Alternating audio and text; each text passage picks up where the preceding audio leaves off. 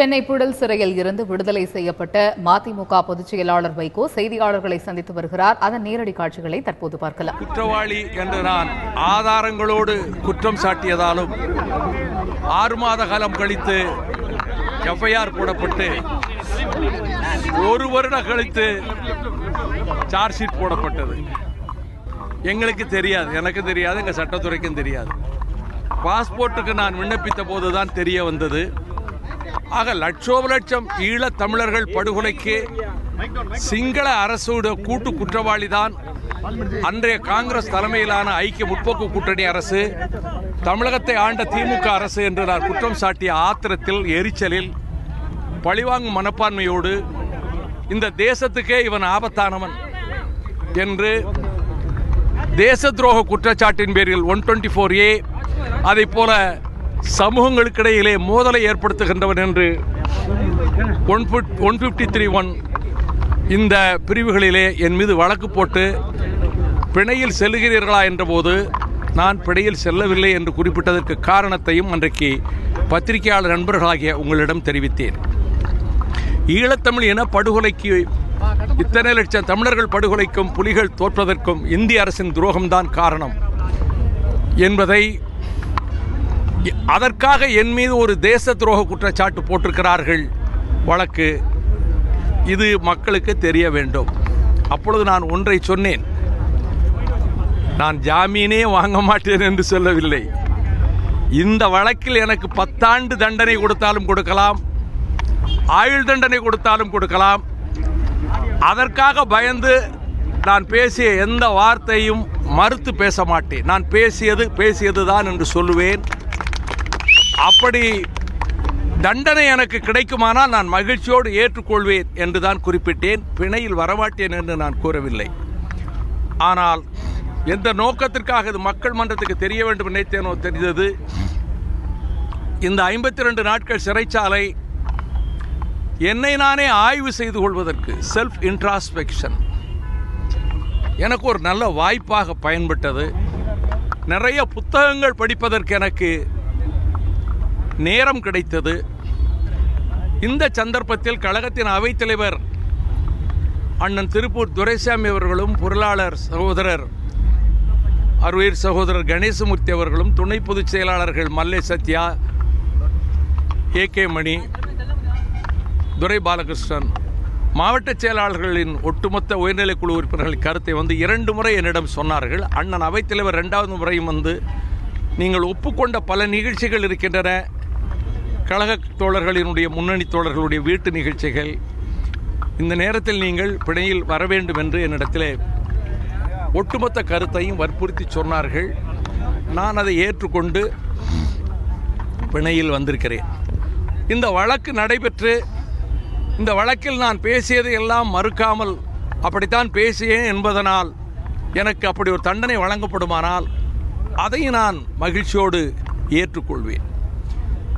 இந்த இடைப்பட்ட காலத்தில் நான் 2 செய்திகளை பத்திரிகை நண்பர்களிடமாகிய உங்களிடமும் தொலைக்காட்சி ஊடக நண்பர்களிடமும் தெரிவிக்க விரும்புகின்றேன். இந்த அரசு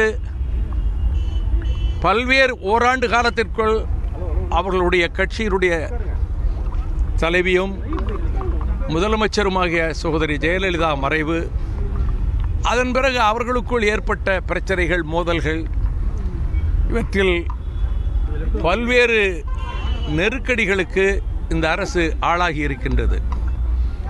நான் தொடக்கத்தில் கொஞ்சம் எது சிறப்பாக இருக்கிறதோ அதை சொல்லிவிட்டு பிறகு குறைய சொல்லுகிறேன்.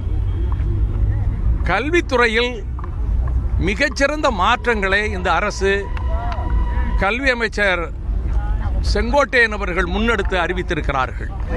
இந்த தரப்படுத்துவது, மாநில வாரியாக, மாவட்ட வாரியாக ரேங்க் வழங்குவது, இதில் ஏற்படும் மன அழுத்தங்கள், இவையெல்லாம் கூடாது என்று அறிவித்ததும், மிக குறிப்பாக 11ஆம் வகுப்பும் அரசு தேர்வு, இறுதி வகுப்பும் அரசு தேர்வு 200 மதிப்பெண் 100 மதிப்பெண் ஆக்கப்பட்டு 2 ஆண்டுகளில் எடுக்கிற மதிப்பெண்களின் சராசரி பொறுத்துதான் மதிப்பெண்கள் வழங்கப்படும் என்று அறிவித்திருப்பதும், அதை போல சிபிஎஸ்சிக்கு நிகராக அதைவிட சிறப்பான கல்வியை புகட்டுகின்ற விதத்தில் தமிழர் பண்பாடு, தமிழர் கலாச்சாரம், தமிழர் வரலாறு, தமிழர் இலக்கியத்தையும் உள்ளடக்கியவாறு பாடத்திட்டங்கள் வழங்கப்பட்டு அரசு பள்ளிகளினுடைய தரத்தையும் உயர்த்துவதற்கு இந்த அரசு முன்வந்திருப்பதும் அடுத்தடுத்து அறிவித்திருக்கின்ற அத்தனை அறிவிப்புகளுமே மெச்சத்தக்கவையாகும். ஆனால் இந்த அரசு கொண்டே சொல்லுகிறேன், மக்கள் கிளர்ச்சி எழுச்சி என்பதை காவல்துறையாலோ அடக்குமுறையாலோ அடக்கவே முடியாது. மதுவை எதிர்த்து தமிழகத்தில் பல ஆயிரக்கணக்கான மைல்கள் தூரம் நடந்தபோது தாய்மார்களிடம் சொன்னேன், நீங்கள்தான் மதுக்கடைகளை அகற்ற முடியும் என்று. என் அன்பு தாயார் மாரியம்மாள் தலைமையில் நடந்த போராட்டத்தின் போது எங்கள் ஊர் கடை உடைத்து நொறுக்கப்பட்டது. தமிழகத்து தாய்மார்களே கடைகளை உடைத்து நொறுக்க இளைஞர்களும் சேர்ந்து புறப்படுங்கள் என்ற போது நான் வன்முறையாளன் என்று குற்றம் சாட்டப்பட்டேன். இன்றைக்கு என்ன நடக்கிறது?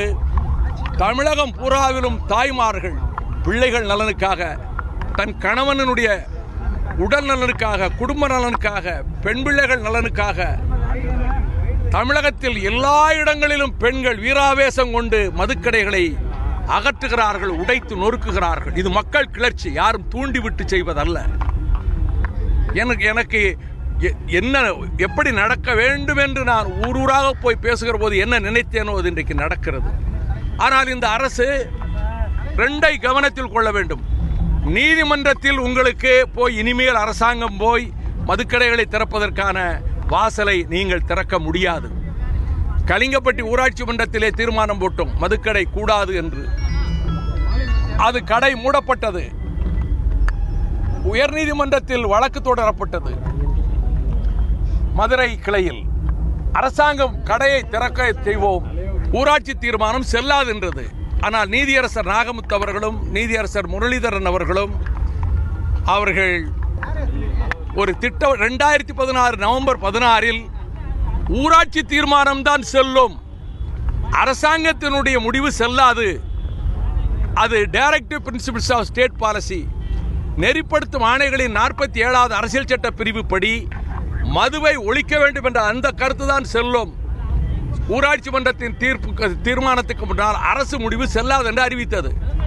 அதிமுக அரசு இதை எதிர்த்து உச்சநீதிமன்றத்துக்கு சென்றது. இந்த ஆண்டு 2017 பிப்ரவரி மாதம் 2வது வாரத்தில் உச்சநீதிமன்றத்தினுடைய தலைமை நீதிபதி ஜேகர் அவர்கள் தலைமையிலான சந்திரசூட், சஞ்சய் கிஷன் கவுல், தமிழ்நாடு அரசு பெரிய வழக்கறிஞர்களை கொண்டு போய் வாதாடியது. அறிமுக நிலையிலேயே பஞ்சாயத்து தீர்மானம் தான் செல்லுபடியாகும், அரசாங்கத்தினுடைய முடிவு செல்லாது என்று தூக்கி எறிந்து விட்டது. இந்தியாவிலே இது தலை சிறந்த தீர்ப்பு. ஆகவே 500 சாலை ஓரங்களில் 500 மீட்டருக்குள்ளே கடைகள் வைக்கக்கூடாது, அகற்ற வேண்டும் என்று நீதிமன்றம் சொன்ன பிறகு அரசு தேசிய நெடுஞ்சாலைகளை, மாநில சாலைகளை மாற்றம் செய்து உள்ளூர் சாலைகள் ஆக்கலாம் என்கின்ற ஒரு மோசமான முடிவுக்கு ஏமாற்று வேலையில் ஈடுபட்டதையும் நீதிமன்றம் ஏற்றுக்கொள்ளவில்லை. அரசு கொண்டு சொல்லுகிறேன், இனி நீங்கள் மதுக்கடைகளை நடத்த முடியாது. நீங்களாக மக்கள் கிளர்ச்சி வெடித்ததை உணர்ந்து கொண்டு முழு மதுவிலக்கு என்று அறிவித்தால் அந்த நல்ல பெயரை நீங்கள் பெற்றுக்கொள்ளலாம். அதை மீறி பல இடங்களில் நீங்கள் தடியடி பிரயோகம் செய்திருக்கிறீர்கள், அதற்கு நான் கண்டனம் தெரிவிக்கிறேன். இந்திய கம்யூனிஸ்ட் கட்சி முன்னணி தலைவர்கள் சுப்பராயன் கூட தாக்கப்பட்டார் என்று நான் செய்தியிலே பார்த்தேன்.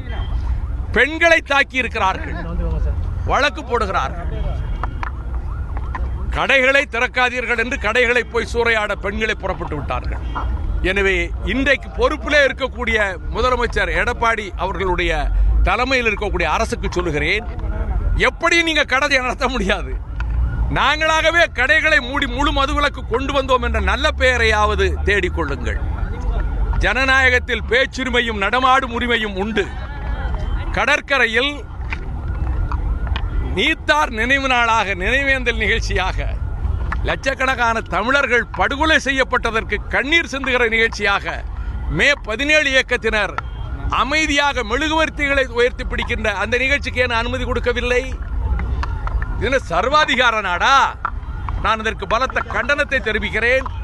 வழக்கை திரும்ப பெற்று அனைவரையும் நீங்கள் விடுவிக்க முன்வர வேண்டும். ஏரி குளங்களை தூர்வாருவதற்கும் அந்த கண்மாய்களிலே வண்டல் மண் கரம்பை மண்ணை விவசாயிகளை எடுத்துக்கொள்ளலாம் என்று அறிவித்ததை நான் முதல் ஆளாக வரவேற்றேன். காரணம், பல ஆண்டுகளாக இதை நான் வலியுறுத்தி வருகிறேன். நான் ஒரு கிராமவாசி, விவசாயி. கிராமத்திலே ஆயக்கட்டுதாரர்கள் அந்த குளத்திலே இருக்கக்கூடிய வண்டல் மண் கரம்பை மண்ணை கொண்டு போய் நிலங்களிலே போடுவோம். இப்பொழுது சர்க்கார் அதை தடை செய்து அதுக்கு கட்டணம் வசூலித்தது. அரசாங்கம் அறிவித்திருக்கிறது. ஆனால் ஐக்கிய விவசாயிகள் சங்கம் முந்தா நாள் ஒரு அறிக்கை கொடுத்திருக்கிறது. எந்த கண்மாய் குளத்திலையும் தூர்வார முடியாது. காரணம், முழுக்க சீமக்கருவேல மரங்கள் அடர்ந்து விட்டன. வடிகால்கள், நீர்வரத்து கால்வாய்கள் இது முழுவதும் அடர்ந்து விட்டதனால் தண்ணீர் வராது. கண்மாய்களினுடைய கொள்ளளவு மிகவும் குறைந்து போயிற்று. ஆகவேதான் நீதியரசர் செல்வம் அவர்களும் நீதியரசர் பொன் கலையரசன் அவர்களும் சீமக்கருவேல மரங்களை அகற்ற வேண்டும் என்று ஒரு உன்னதமான தீர்ப்பை சென்னை உயர்நீதிமன்ற மதுரை கிளையிலே தந்தார்கள். அதை கண்காணிப்பதற்கு நீதிபதிகள் சென்றார்கள், மேஜிஸ்ட்ரேட்டுகள் சென்றார்கள், வழக்கறிஞர்கள், அட்வொகேட் கமிஷனர்கள் அறிவிக்கப்பட்டு 168 வழக்கறிஞர்கள் நாள் கணக்கில் வாரக்கணக்கில் சொந்த செலவிலே போய் மேற்பார்வையிட்டார்கள். இந்த சந்தர்ப்பத்தில் ஐஐடி சார்பாக போடப்பட்ட ஒரு வழக்கில் தலைமை நீதிபதி அமர்வு தற்காலிக தடை கொடுத்திருக்கிறது. தற்காலிக தடைதான், தடை நீங்கும் என்ற நம்பிக்கை எனக்கு இருக்கிறது. ஒன்றை நான் உங்கள் மூலமாக தெரிவிக்கிறேன், தூர்வார முடியாது. கண்மாய்களில், குளங்களில் முழுக்க சீமக்கருவேலை அடர்ந்து விட்டது. சீமக்கருவேலையிலே எந்த பறவையும் கூடு கட்டுவதில்லை. அது மட்டுமல்ல, அது குத்தி கிழித்து மிருகங்கள் செத்திருக்கின்றன. ஃபாரஸ்ட் அதிகாரிகளே சொல்லியிருக்கிறார்கள். நாம் கூறுவது, இந்த வேலிக்காத்தான் என்கிற சீமக்கருவேல மரங்கள் அகற்றப்பட வேண்டும். பழைய நாட்டுக்கருவேல மரங்கள் அல்ல, உடைமரங்கள் அல்ல, அவற்றை அகற்ற சொல்லவில்லை. இந்த மரங்களை அகற்றுகிற போதே வேறு நம்முடைய பாரம்பரிய மரங்களை வளர்க்கிற விதத்தில் திட்டமிட்டால் நிச்சயமாக இந்த ஏரி கண்மாய்களிலே இருக்கக்கூடிய இந்த தூர்வாருகிற வேலையை செய்ய முடியும். அரசாங்கம் நிதி ஒதுக்கி இருக்கிறது. ஆனால் ஆங்காங்கு மண்டி கிடக்கக்கூடிய அனைத்தை அகற்றுவதற்கு முழு வேகத்தோடு அரசாங்கம் செயல்பட வேண்டும் என்றால் இப்பொழுது இருக்கக்கூடிய தடை நீங்கும். கட்சி அடையாளமின்றி எல்லோரும் பாடுபட்டார்கள். அந்த வகையில் நாங்களும் எங்கள் தோழர்கள் தமிழகம் பூராவிலும் ஒரு 40% ஒரு அர்ப்பணிப்போடு வேலை செய்தார்கள். அதுபோல என்னை பொறுத்த மட்டிலும் இந்த சிறைச்சாலை என்னை நன்றாக வார்ப்பித்திருக்கிறது. இந்த நெருப்பு வெயில் உலைக்களம் என்னை மேலும் கூர்மைப்படுத்தி இருக்கிறது. எங்கள் இயக்கம் முன்னிலும் பன்மடங்கு அர்ப்பணிப்போடு மக்கள் பிரச்சனைகளுக்காக போராடி ஊழலற்ற தமிழகம், நீராதாரங்களை பாதுகாக்கின்ற தமிழகம் என்ற முடிவுக்கு வர நேரிடும். கொஞ்சம் சொல்லி முடிச்சிடறேன், கேளுங்க. ஹைட்ரோ கார்பனை எதிர்த்து 44 ஆளாக போராடுகிறார்கள். அதே பகுதியில் நான் ஊராக சென்று மீத்தேன், சேல் கேஸ் எதுவும் எடுக்கக்கூடாது என்று மாத கணக்கில் சுற்றுப்பயணம் செய்திருக்கிறேன். ஹைட்ரோ கார்பன் என்பது நீதிமன்றத்திலே பசுமை தீர்ப்பாயத்தில் வழக்கு போட்டு வெற்றியும் பெற்றிருக்கிறேன். இப்பொழுதும் வழக்கு இருக்கிறது. இன்றைக்கு வழக்கு விசாரணைக்கு வருகிறது. இன்றைக்கு நடக்காது. ஆனால் மத்திய சர்க்கார், நரேந்திர மோடி சர்க்கார், நாங்கள் மீத்தேன், சேல் கேஸ், பாறை படிம எரிவாயு எல்லாவற்றையும் எதிர்க்கிறோம் என்ற போது இப்பொழுது மிக சூழ்ச்சியாக எல்லாவற்றையும் ஒரு பிராக்கெட்டுக்குள்ளே, ஒரு வளையத்துக்குள் கொண்டு வந்து ஹைட்ரோ கார்பன் உள்ளிட்ட கொண்டு வந்துவிட்டு இவ்வளவு எதிர்ப்பை தெரிவித்த பிறகு மத்திய மந்திரிகள் நாங்கள் கொண்டு வர மாட்டோம் என்று சொன்னதற்கு பிறகு எப்படி அந்த கர்நாடகத்தை சேர்ந்தவருக்கு திரும்பவும் கான்ட்ராக்ட் கொடுத்தீர்கள்? காவிரி பிரச்சனையில் நீங்கள் வஞ்சிக்கிறீர்கள்.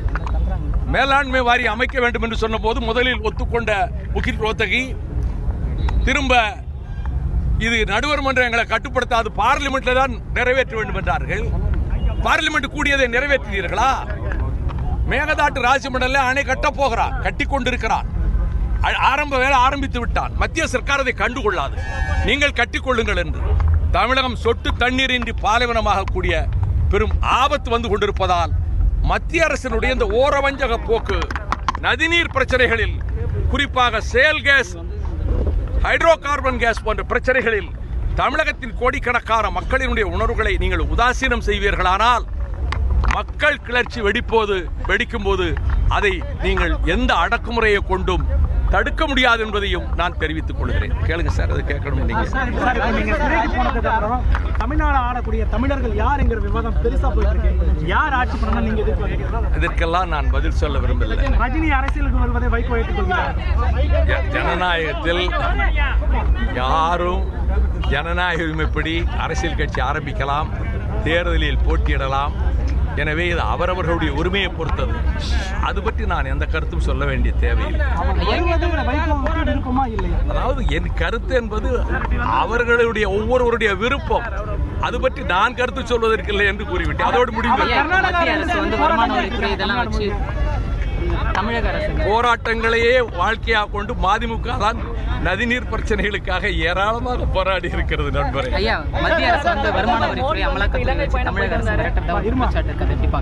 அமலாக்கத்துறையினுடைய நடவடிக்கைகளை பற்றி நான் எந்த கருத்தும் கூற விரும்பவில்லை. வேண்டியவர்கள் மீது நடவடிக்கை எடுத்தால் எதிர்ப்பது, வேண்டாதவர்கள் மீது நடவடிக்கை எடுத்தால் ஆதரிப்பது என்ற அந்த இரட்டை அணுகுமுறை எனக்கு தெரியாது. அமலாக்கத்துறையினுடைய நடவடிக்கைகள் குறித்து நான் எந்த விமர்சனமும் செய்ய விரும்பவில்லை.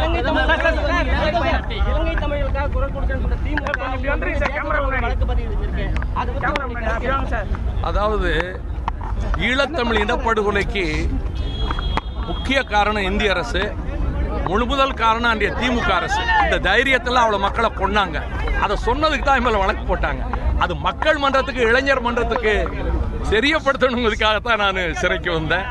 அந்த நோக்கம் ஓரளவு நிறைவேறி இருக்குன்னு நினைக்கிறேன். மோடி அவரு நரேந்திர மோடி அங்கே உள்ள ராஜபக்சே பார்த்து, உங்களை பார்த்த உடனே என் களைப்பெல்லாம் போயிருச்சு அப்படின்னாரு. ராஜபக்சே முகத்தில் அவ்வளவு தரிசனத்தை பார்த்துருக்கிறாரு. அதாவது மலையக தமிழர்கள், இந்திய வம்சாவளி தமிழர்கள் எவ்வளவு கொடுமைகளுக்கு ஆளாகி இந்திய அரசாங்கத்தின் துரோகத்தினால் அங்கிருந்து அழைத்து வரப்பட்டார்கள். மலையக தமிழர்களுக்கும் நியாயம் வேண்டும் என்று நாம் பலமுறை கூறியிருக்கிறோம். இந்த லட்சக்கணக்கான தமிழர்களை கொன்னார்களே, அதுக்கு நீதி வேண்டும், அதுக்கு நீதி விசாரணை வேண்டும், அதுக்கு ஒரு பொது வாக்கெடுப்பு வேண்டும். அந்த நிலைப்பாட்டில் எந்த மாற்றமும் இல்லை. அரசுகள் உணரக்கூடிய நிலைமை வரும். எனவே மோடி அவர்கள் விஜயம் செய்தது தற்போது இந்த ஆசியா கண்டத்தில் இந்தியா தனிமைப்படுத்தப்பட்டு ஒன் பெல்ட் ஒன் ரோடு திட்டத்துக்கு பிறகு தனிமைப்படுத்தப்பட்டு நிற்கிறது. ஆகவே இந்த சுண்டைக்காய் இலங்கையோடையாவது உறவு வச்சுக்கலாம்னு நினைக்கிறாங்க. அவங்க சீனாவோடையும் பாகிஸ்தானோடையும் உறவு வைத்துக் கொண்டு நம்மை முதுகிலும் குத்துவார்கள், நெஞ்சிலும் குத்துவார்கள். அப்பதான் இவர்களுக்கு மத்திய சர்க்காருக்கு என்னன்னு தெரிய வரும்.